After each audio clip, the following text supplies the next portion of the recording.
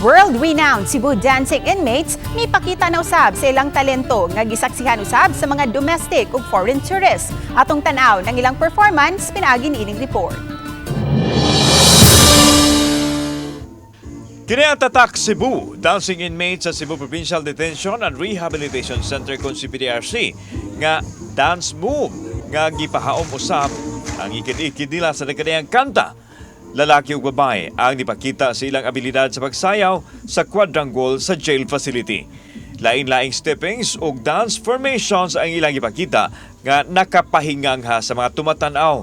Gipamatod-an nila nga way paglubad ang abilidad sa pagsayaw nga mao'y nakabutang sa pedestal sa kalibutan sa nakalabahing mga katuigan. Ang nindot kayo kay live.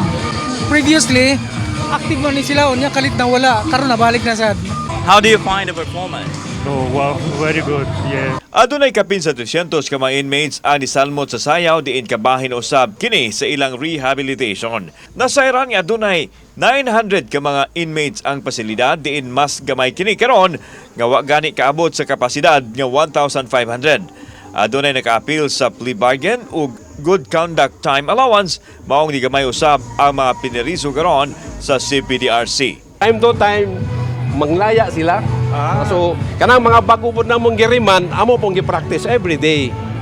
Doon na tayong mga gibutang kuan kanang limitations like we would not accept kanang drug related cases, and also di sa mo accept o kanang mga medyo guwang-guwang na kaiba.